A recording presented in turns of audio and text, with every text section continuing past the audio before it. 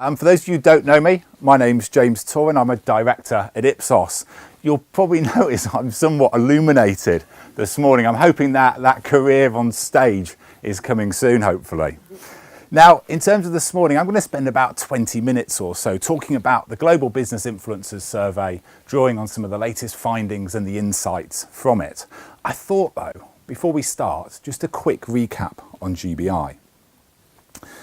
Now, by definition, the global business influencers are a really niche group. They represent less than 1% of the population. But as we'll see, taking into account their influence, their spending power, and the corporate budgets they control, they're a disproportionately important audience for B2B marketers, and they represent the key to profitability for sectors such as finance, luxury goods and cars, airlines, and hotels.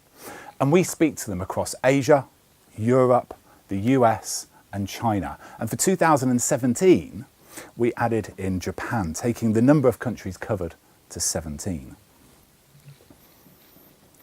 Now, as you'd expect with an audience such as this, they're incredibly difficult to speak with. You can't reach them via general population surveys. They're just too small to pick up. I mean, for instance, if you think about the proportion of the population who are C-suite, it's absolutely tiny.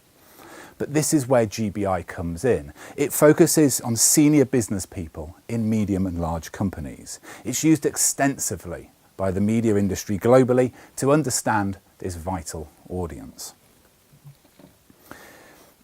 So we're now going to have a look at what's been going on in the world this year when we conducted the survey and see how the global business influencers are reacting to this.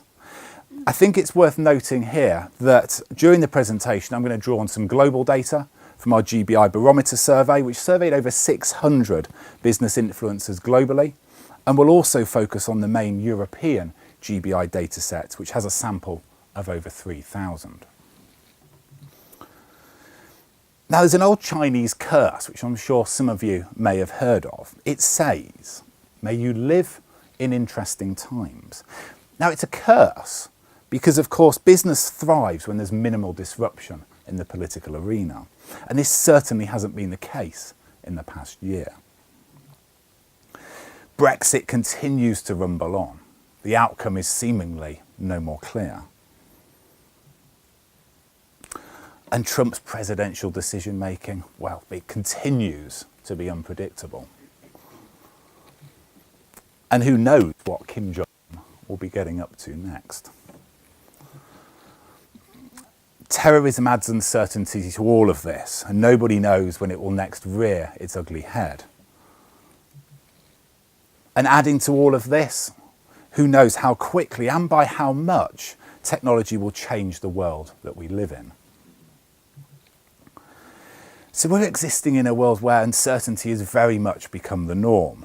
But how's all this affecting the global business influencers, those most senior people in the world's biggest companies?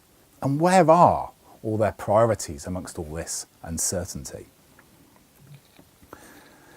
I think it's fairly clear from looking at the biggest challenges they cite as facing their companies that technology dominates the top three. And we've seen the global economy stabilising, which is reflecting the number who cite managing volatile markets and managing economic uncertainty as a challenge, reduce in importance. And while there's lots of uncertainty around government policies, what's evident from this is that there are more important challenges ahead for the global business influencers and the companies they lead. I'd like you to introduce you to Jeremy Howard now. Jeremy's been described as somewhat of a tech genius. While still a 19-year-old student, he was earning $200,000 a year at McKinsey. And it's now said that the artificial intelligence he's developed will replace doctors one day. Referring to tech disruption, Jeremy said that the Industrial Revolution was nothing compared to what is coming. Now, it may be, of course, that Jeremy's a little too far ahead of the curve, but what we do know is that looking at the areas of focus for the global business influencers companies, we can see that the technology is by far the most important. So tech's the biggest challenge and the biggest focus, both now and in the future. So while uncertainty exists about how it's going to shape the future, The global business influencers are certainly grabbing the bull by the horns when it comes to tech. And I'm sure this quote from the ex-General Electric CEO, Jack Welch, rings true for many.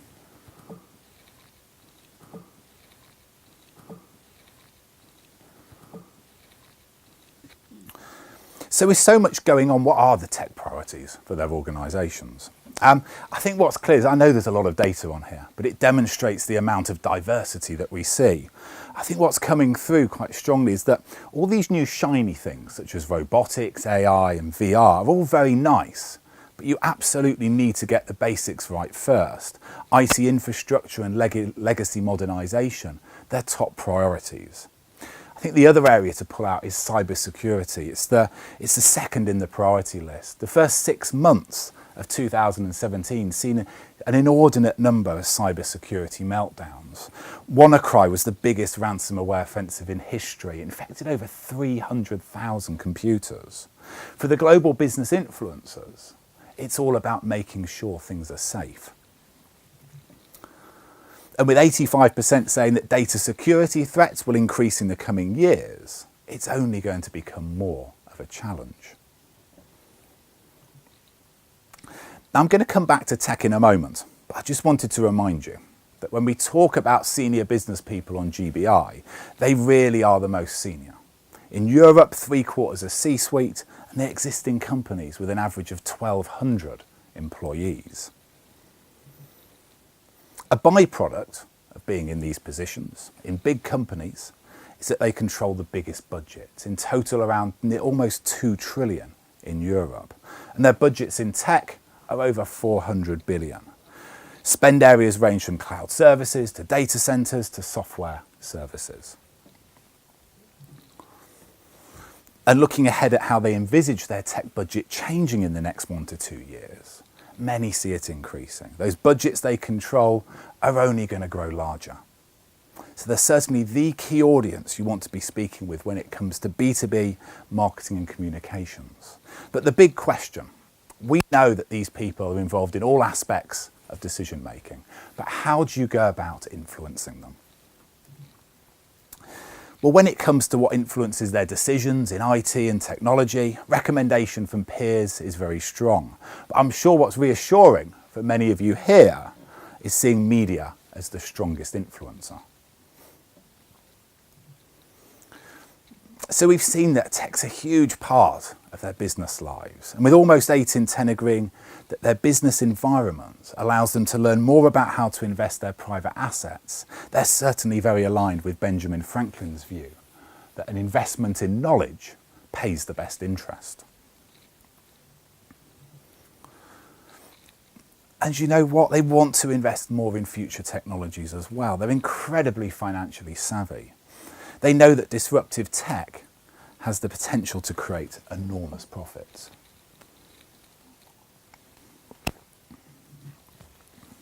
And with an average net worth in Europe of over $1 million, they're certainly the people that these banks and financial institutions want to be speaking with. So we've seen tech's important, but it's interesting to also understand what their other investment motivations and objectives are. Long-term investment, the reputation of a company, the fact that they actively enjoy making their own investment decisions. These are all big motivators. But what's also coming through very strongly is a major focus on sustainability. I think it very much mirrors what's going on in their companies. CSR is the new black. And as Paul Polman, the CEO of Unilever, said, we cannot choose between economic growth and sustainability. We must have both. They get a lot from the world, so it's about giving back as well. I think they really do encapsulate that phrase, global citizens, and as part of this, they travel a lot as well. And of course, talking of saving the environment and reducing that carbon footprint, they take a few flights every year as well. On average, they take 20, and almost a fifth are taking 40 or more. But thankfully, not all of them are travelling by private jet and helicopter. We see the majority of them are using commercial airlines, but they sit at the front in business and first class. These are the people who are key to an airline's profitability. And note the G of GBI. These people travel extensively and widely.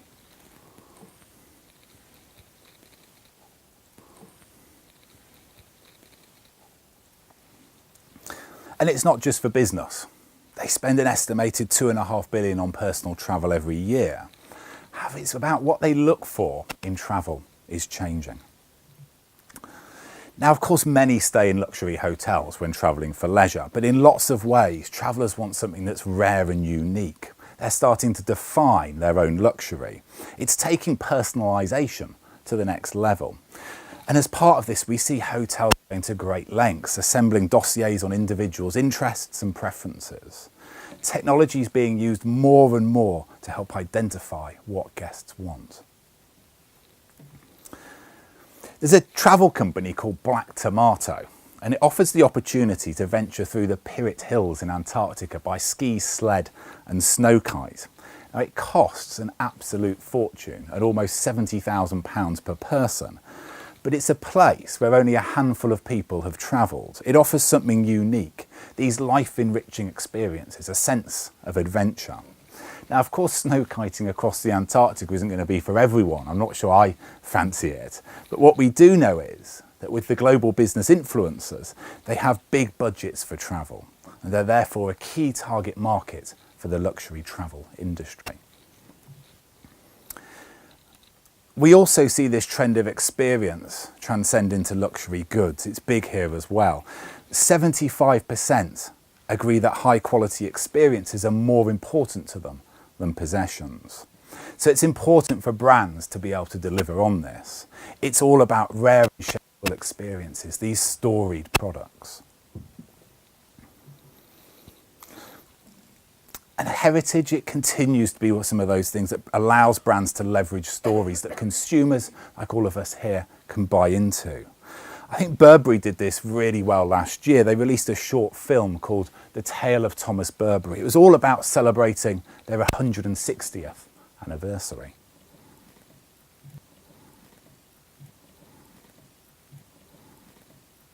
Now, the watch you're all looking at here, it'll set you back just short of $1 million.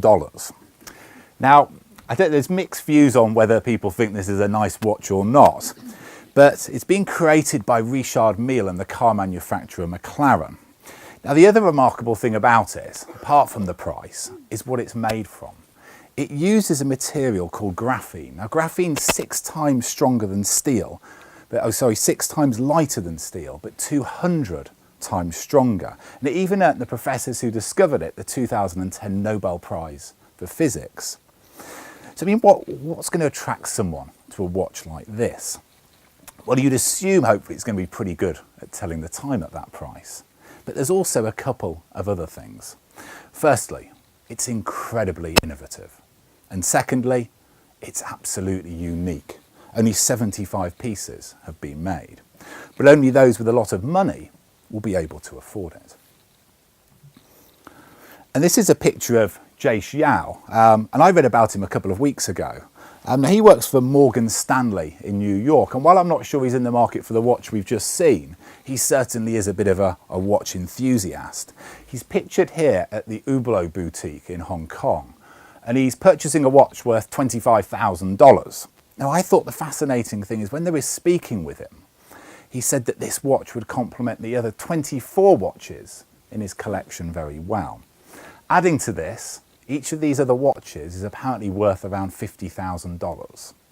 And to top it off, he is as young as he looks. He's 26. And this is what we see on GBI. We see those owning a watch worth $10,000 or more, 40% are intending on purchasing another luxury watch. And it doesn't just stop at watches. Nearly a quarter are intending to buy a piece of fine jewellery worth $10,000 or more. And almost a fifth are planning on buying a luxury car in the next year. And with the global luxury jewellery and watch market worth over 72 billion, it's the global business influencers who are helping to drive this. They're a key target market for luxury goods and services. And we see these purchasing habits, they spread into technology too. They're clearly early adopters of personal tech.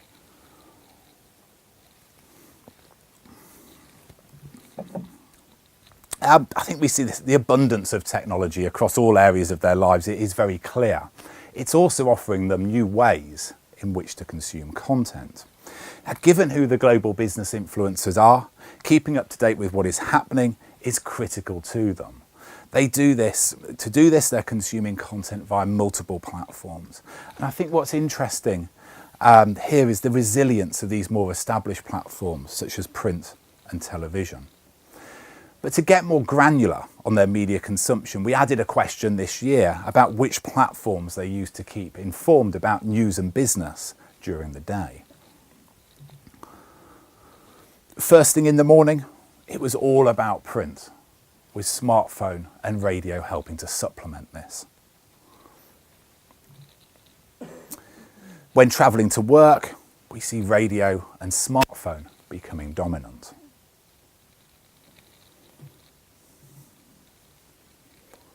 And at work in the morning, as I'm sure we all do here, we're in front of PC and laptops. It's part of our everyday working lives, so it follows that this platform presides. During lunch, when they're out and about, we see smartphones moving into top position. And when we're back in work in the afternoon, we see a similar pattern to that of the morning. It's the turn of the personal computer and laptop again. And I think what's just noting at this point is just the sheer dominance of smartphones. They're never out of reach throughout the whole day. It's always featuring in the top 3. And as we move into the evening, television reigns. And with over a third each using a PC and laptop and a smartphone, and 3 in 10 using a tablet in the evening, there's obviously some multi-screening going on.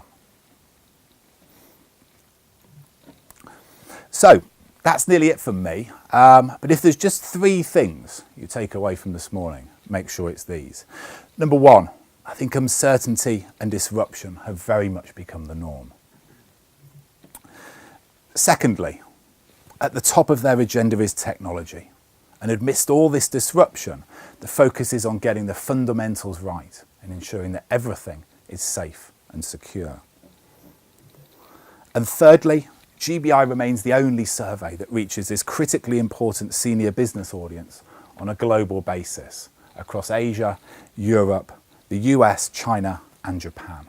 And while they represent less than 1% of the population, taking into account their influence, their spending power and the budgets they control, it makes them the best customers for many sectors, including B2B, finance, luxury goods and cars, airlines and hotels.